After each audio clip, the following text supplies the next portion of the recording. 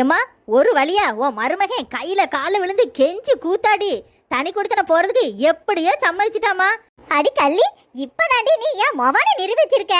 ஏடி இந்த விஷயத்தை கேட்க கேட்க என் காதுல தேன் வந்து பாஞ்ச மாதிரி இருக்குடி. சரிம்மா, இப்போ உன் மனசுக்கு ரொம்ப திருப்தி தானே?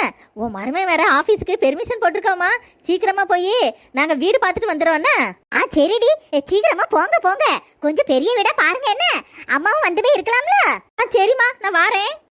பரவாயில்ல, நானாவது கல்யாணம் ஆகி 5 வருஷம் கழிச்சுதான் தனி கொடுத்தன வந்தேன். ஆனா ஏன் மொவா கல்யாணம் ஆகி 1 வருஷத்துக்குள்ள தனி கொடுத்தன போறாள. சரியான கெட்டிக்காரியா தான் இருக்கா. என்னடி அத்தை இங்க தானே நின்னுட்டு இருக்கேன், சொல்லு. ஏமா, நான் வேலை தேடிட்டு இருந்தேன்லமா, இந்த கம்பெனில எனக்கு அதிக சம்பளத்தோட வேலை கிடைச்சிருக்குமா. அப்படியால ரொம்ப சந்தோஷம்.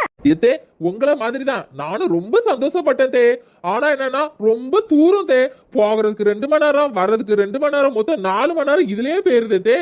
அதுக்கு இப்ப என்னடி செய்யணும்? சீக்கிரமா கிளம்பி ஆபீஸ்க்கு போக வேண்டியதானே? அதெல்லாம் சரிப்பட்டே வராது தே. கம்பெனி பக்கமா ஒரு வாடகை வீட்டை பார்த்து இருக்கலாம்னு இருக்கும் தே. அட்ரஸ் அக்க சுத்தி சுத்தி நீ இதுக்கு தானே வருவ? உனக்கு என் மவனை பிரிச்சு தனி குடித்தன கூட்டிட்டு போனோம், அதானே உனக்கு ஆசை? இல்லம்மா, சூழ்நிலை அப்படி இருக்கலாம், புரிஞ்சுக்கோமா. நீ வாய முடல, இவ என்னத்த பேசி மயக்கனாலே தெரியலையே.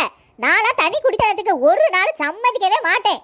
எனக்கு இருக்கிறது ஒரே ஒரு மகன், அவனை பிரிஞ்சு என்னால வாழ முடியாது. சி, குடும்பத்தை பிரிக்க வந்தவள கொடுமைக்காரி. அப்படியா? நான் கொடுமைக்காரி, உங்க மகானா கெட்டிக்காரி. என்ன அவ மட்டும் தனி குடித்தன போலாம், நான் தனி குடித்தன போக கூடாதா?